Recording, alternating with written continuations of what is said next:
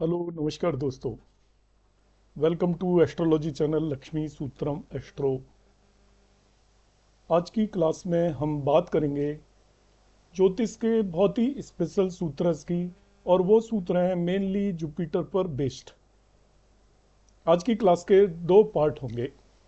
First part में मैं बताऊंगा हमें कैसे पता चलेगा किसी भी पर्सन की मैरिज के बाद उसका भाग्योदय होगा या एज इट इज चलता रहेगा, मतलब मैरिज के बाद आमूल चूल परिवर्तन होगा, रिमार्केबल चेंज होगा या नहीं उसकी लाइफ के अंदर। और दूसरे पार्ट में मैं मैरिज से रिलेटेड जुपिटर के कुछ एक सूत्रस बताऊंगा। जैसा कि हम जानते हैं जुपिटर को सभी लोग शुभ ग्रह मानकर चलते हैं, और जुपिटर को जैसे ही देखते हैं तो हमारा एक कंसेप्ट होता है कि जुपिटर तो अच्छा ही करेगा। तो आज कुछ एक हम सूत्रों की यहाँ पर बात करेंगे। जो भी फ्रेंड मेरी एस्ट्रोलॉजी क्लासेस को ज्वाइन करना चाहते हैं तो अभी मेरे दो कोर्स बहुत जल्दी शुरू होने वाले हैं। एक हाउ टू एनालाइज ए कुंडली और दूसरा टाइमिंग ऑफ मैरिज 28 जून के आसपास। तो वो मेरे नीचे दिए सामने आपको नंबर्स दिखाई दे रहे होंगे, इन पर आप व्हाट्सएप मैसेज कर सकते हैं। आगे बढ़ते हैं क्लास में। तो ज्योतिष सूत्र रिलेटेड टू मैरिज, तो जितनी भी कंसल्टेंसी आती है कुंडलियों की, तो सभी लोग ये क्वेरी करते हैं कि मैरिज के बाद कैसा भाग्य रहेगा।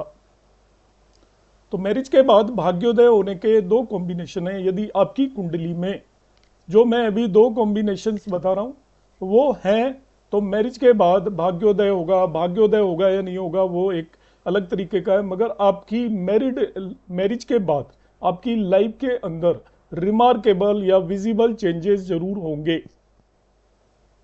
भाग्योदय आफ्टर मैरिज के लिए सबसे पहले हम जो शादी का कारक ग्रह होता है वो होता है शुक्र। शुक्र की पोजीशन कुंडली में देखेंगे। यदि शुक्र कुंडली के अंदर उपचय भावों के अंदर है, उपचय भाव होते हैं, भाव की बात कर रहा हूं मैं, जहां पर ये मैंने रेड मार्क किया हुआ है, ये थर्ड हाउस है, 6th house, 10th house and 11th house. तो यदि शुक्र इन चारों में से किसी भी भाव के अंदर बैठा हो तो ऐसे नेटिव का आफ्टर मैरिज भाग्योदय होगा, मतलब उसका लक फेवर करेगा। मैरिज के बाद वो अपनी जो स्थिति है उससे रिलेटिवली बेटर स्थिति में चला जाएगा। आप लोग ऐसा अक्सर हम देखते हैं कि बहुत सारे लोगों की मैरिज के बाद एकदम से उनकी कायाकल्प हो जाता है। उसके जो भी रीजन हो, उनका जो भी पार्टनर आता है या तो वो उनके अंदर इस तरीके के चेंजेस करता है, उसको कोऑपरेट करता है, पार्टनर बहुत शार्प होता है, स्मार्ट होता है, तो उसकी ज़िंदगी को बदल देता है। मगर ये कॉम्बिनेशन है यदि किसी भी नेटिव की कुंडली के अंदर उपचय हाउसेस 3, 6, 10, 11 में शुक्र या वीनस बैठा हुआ है, तो शादी के बाद भाग्योदय होने के योग बनते हैं। और दूसरा कॉम्बिनेशन है, वो कॉम्बिनेशन है रिलेटेड टू सेवेंथ लॉर्ड। तो सभी की कुंडलियों के अंदर सेवेंथ लॉर्ड डिफरेंट डिफरेंट होता है। सातवें भाव में जो भी राशि होती है उसके लॉर्ड को, स्वामी को हम सेवेंथ लॉर्ड बोलते हैं। अब जैसे शुक्र यदि उपचय हाउसेज में होकर भाग्योदय करता है, उसी तरीके से सप्तमेश या सेवेंथ लॉर्ड यदि उपचय हाउसेज में हो और साथ ही साथ वो यदि सातवें भाव में भी हो, मतलब इन पांचों हाउसेज में से किसी भी एक हाउस में हो। उपचय हाउसेज का मतलब फिर वही तीसरा, छठा, 10वां और 11वां उपचय हाउसेज होते हैं। इन चारों में से किसी भी भाव में हो, या सप्तमेश अपने ही भाव सप्तम भाव के अंदर बैठा हो, इन सभी पांचों हाउसेज में से किसी भी हाउस के अंदर आपकी कुंडली के अंदर यदि सप्तमेश सेवेंथ लॉर्ड बैठा है, तो आप समझिए आफ्टर मैरिज आपकी लाइफ के अंदर रिमार्केबल या विजिबल चेंजेस होने वाले हैं, और वो चेंजेस पॉजिटिव होते हैं, इसलिए उसे हम भाग्योदय बोलेंगे। आपकी लाइफ बदलने वाली है। तो ये मैंने आपको सूत्रास बताए कुंडली के अंदर। यदि हमें देखना है, ज़्यादातर क्वेरीज होती हैं कि मैरिड लाइफ कैसे होगी, आफ्टर मैरिज कैसा होगा, पति कैसा मिलेगा, तो उनमें बहुत सारे प्रश्नों का आंसर इस पर्टिकुलर कंसेप्ट के बेस पे आप दे सकते हो कि यदि किसी नेटिव का भाग्योदय होना है मैरिज के बाद, तो भाग्योदय का मतलब वो अच्छी स्थिति में जाएगा। तो हम उसे कह सकते हैं कि वही आपका आफ्टर मैरिज लाइफ ज़्यादा बेटर वे में चेंज होगी। अब मैं जुपिटर से रिलेटेड कुछ एक यहाँ पर 11 सूत्रास की बात करूंगा। आप ये कुंडलियों पर लगा सकते हैं। एक क्वेश्चन मैं पहले ही बता रहा हूं, क्योंकि जैसे ही ये मैं वीडियो अपलोड करूंगा बहुत सारे फ्रेंड्स के मैसेजेस आएंगे कि ये मेरी कुंडली पर नहीं लग रहा है। ये मैं कंफर्मेटिव सूत्राज नहीं बता रहा हूँ, कंफर्मेटिव सूत्राज के मेरे काफ़ी वीडियोस हैं, वो मेरा ऐसा मानना है कि वो सभी की कुंडलियों पर लगते हैं। यदि नहीं लगते तो हम समझे कि हम उन्हें लगाना नहीं जानते या लगा नहीं पा रहे या उन्हें हम समझ नहीं पाए हैं। मगर आज जो मैं सूत्राज बता रहा हूँ ये भी अधिकतर कुंडलियों पर लगते हैं, मगर ये कंफर्मेटिव ऐसे सूत्राज नहीं है कि 100% कुंडलियों पर लगेंगे। तो यदि किसी फ्रेंड की कुंडली पर ये नहीं भी लग रहे हैं तभी भी वो इन सूत्रों को दिमाग के अंदर रखे। ये 70 to 80% केसेस में ये सभी सूत्र बहुत सटीक हैं। तो एक साथ मैंने यहाँ पर 11 सूत्रास यहाँ पर कलेक्ट किए हैं जो मैरिड लाइफ से रिलेटेड है। फर्स्ट वन यहाँ पर कॉम्बिनेशन है, Jupiter has Venus in second house. Second house का मतलब है जुपिटर आपकी कुंडली में जिस भी भाव में बैठा हुआ है उससे अगले भाव में यदि शुक्र बैठा हो, शुक्र मैरिज का कारक होता है, पत्नी का कारक होता है पुरुष के केस में, और ये ज्यादातर जो भी कॉम्बिनेशन है ये आपके मैरिड लाइफ के कॉम्बिनेशन है। तो जुपिटर से दूसरे भाव में जब भी शुक्र हो तो native will get wealth and monetary gains after marriage. देखिए वही कॉम्बिनेशन जो अभी मैं बता के आया था, उपचे हाउसेज में शुक्र होता है तब आपको गेन होता है आफ्टर मैरिज। मगर जुपिटर से दूसरे भाव में भी बैठा हो तभी भी उस नेटिव को आफ्टर मैरिज उसको वेल्थ मिलेगी मिलेगी और पैसे का लाभ होगा, ऐसा हम कहेंगे। दूसरे कॉम्बिनेशन की अब बात करूंगा मैं, Jupiter's next house expected by Venus. मतलब पहले कॉम्बिनेशन में जुपिटर से अगले भाव, दूसरे का मतलब उससे जस्ट अगले भाव, जब जुपिटर 5वें भाव में तो 6ठे भाव में शुक्र बैठा है। दूसरे कॉम्बिनेशन में शुक्र नहीं बैठा है मगर उससे जुपिटर से नेक्स्ट भाव को यदि शुक्र देख भी रहा है तभी भी नेटिव रिच हो जाएगा due to wife after marriage. मतलब उसकी जो वाइफ आएगी, यहाँ पे जितने भी कॉम्बिनेशन है वो वाइफ करके लिखे हुए हैं, तो ये आप मान सकते हो कि मेल नेटिव के केस में ये कॉम्बिनेशंस फिट होंगे। यहाँ पर मैं फीमेल नेटिव के केस में अलग से कॉम्बिनेशंस बताऊंगा, मगर ये ज़्यादातर कॉम्बिनेशन मेल नेटिव के केस में है। तो जुपिटर से दूसरे भाव को यदि शुक्र या वीनस एस्पेक्ट कर रहा हो तभी भी वाइफ की वजह से उस पर्सन की को वेल्थ मिलेगी और वो रिच हो जाएगा आफ्टर मैरिज। अब हम थर्ड कॉम्बिनेशन की बात करेंगे, Jupiter has Venus and mercury in the second house. ये सभी कुछ सेकंड हाउस में हो रहा है। सेकंड हाउस का मतलब यहाँ पर जुपिटर जिस भी जगह पर बैठा है उससे अगला भाव, कुंडली के सेकंड हाउस की बात नहीं कर रहा हूं। जुपिटर यदि 4th हाउस में बैठा है तो 5th हाउस सेकंड हाउस हो गया।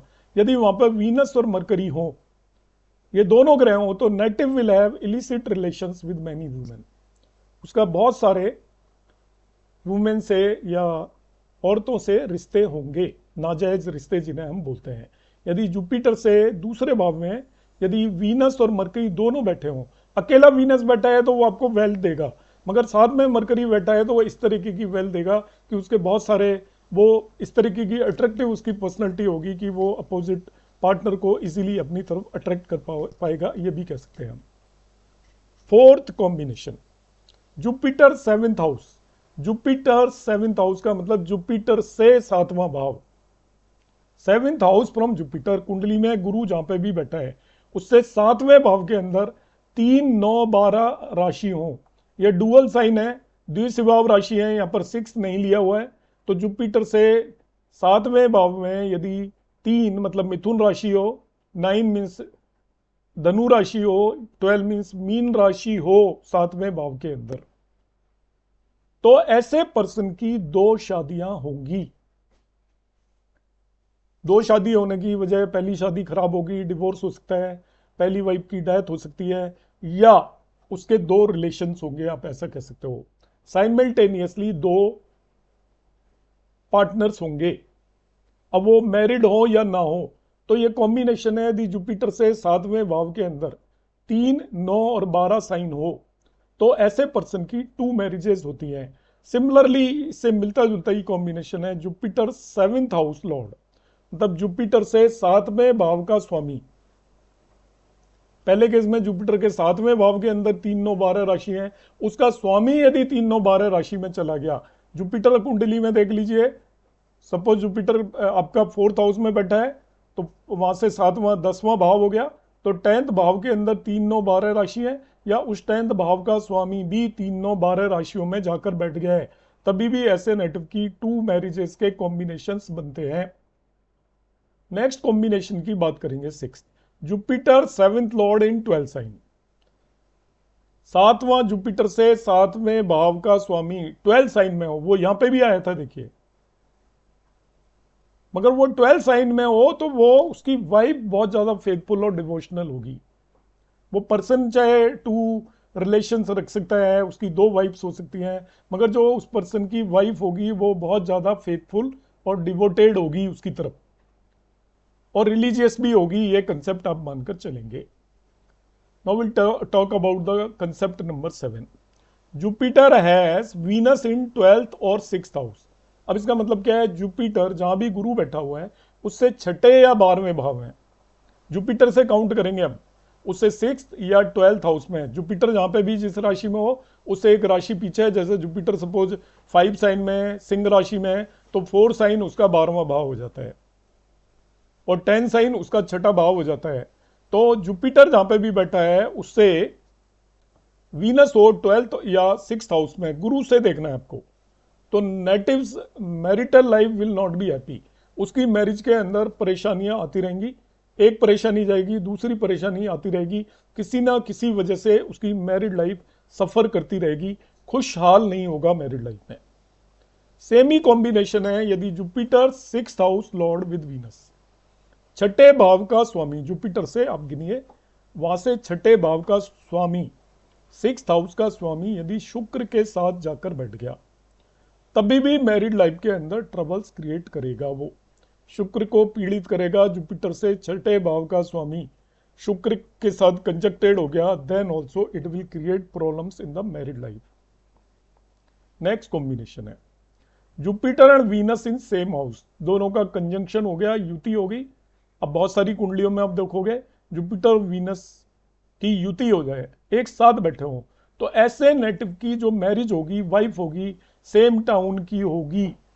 बड़े शहरों में आप कहोगे सेम लोकेलिटी की होगी, छोटा शहर है तो सेम टाउन की होगी उसकी वाइफ, या बड़ा शहर है यदि वो सपोज मेट्रोज में रहता है तो सेम लोकेलिटी की होगी।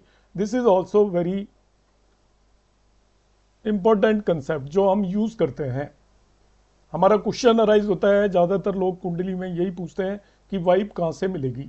तो यदि ये कॉम्बिनेशन आपको कुंडली में दिखाई दे रहा है कि जुपिटर और वीनस एक ही भाव में है, तो आप कह सकते हो कि आस पड़ोस नेबरहुड में या सेम टाउन की वाइफ होगी। अब हम बात करेंगे combination number 10, Jupiter in Leo with Venus and mercury. मतलब गुरु यदि शुक्र और मरकरी के साथ में सिंह राशि में बैठ गया हो, तभी भी नेटिव विल हैव 2 मैरिजेस, तभी भी उसकी 2 शादियां होंगी। और इस तरह का कॉम्बिनेशन एक साथ 2 मैरिज भी देता है। अब जिस वजह से भी हो, एक साथ 2 मैरिज बहुत लोगों की होती हैं, तो वो जुपिटर यदि सिंह राशि के अंदर शुक्र और बुध के साथ बैठा हो तो ऐसे नेटिव की 2 मैरिजेस होंगी। लास्ट कॉम्बिनेशन है जो आज का, वो है Jupiter and Venus in cancer. दोनों कैंसर में कंजंक्शन है जुपिटर और वीनस का 4 साइन में, और मून यदि शुक्र की राशियों में हो। एक तरीके से यहाँ पे शुक्र और चंद्रमा का एक्सचेंज है एक्चुअली, क्योंकि शुक्र यदि कैंसर में बैठा है और चंद्रमा यदि 2 और 7 में किसी में भी हो, तो शुक्र और चंद्रमा का एक्सचेंज हो और जुपिटर शुक्र के साथ बैठा हो, तो native will marry for a second time for getting issues. उसके बच्चे नहीं होंगे। अब बच्चे नहीं होंगे तो उसका रिजोल्यूशन क्या होगा, वो अपनी वाइफ की सहमति से, उसकी वाइफ एग्री करेगी, दूसरी शादी करेगा जिससे कि उसके बच्चे हों। यह कॉम्बिनेशन होता है जब जुपिटर और शुक्र कर्क राशि के अंदर दोनों कंजक्टेड हो और चंद्रमा एक्चुअली शुक्र की राशियों में हो, एक्सचेंज हो। तो आज मैंने यहां पर 11 कॉम्बिनेशन बताए मैरिड लाइफ से रिलेटेड, और ये सभी कॉम्बिनेशन बहुत ही इंपॉर्टेंट है। आप यदि कुंडली एनालिसिस करते हैं तो इन सभी कॉम्बिनेशंस को अपनी कुंडलियों पर लगाकर देखें। आप यदि कुंडलियों पर लगाते हैं, आपका जो भी एनालिसिस हो, कमेंट बॉक्स में यदि आप कमेंट करना चाहें तो आप सभी लोगों का बहुत बहुत स्वागत है। अभी तक यदि आपने चैनल सब्सक्राइब नहीं किया है तो मैं लास्ट में अपील करूंगा कि चैनल को सब्सक्राइब कर लें, क्योंकि इस चैनल पर जो भी बातें आएंगी वो सामान्य नहीं होंगी, उसमें कुछ ना कुछ नया आपको मिलता रहेगा। नमस्कार, धन्यवाद।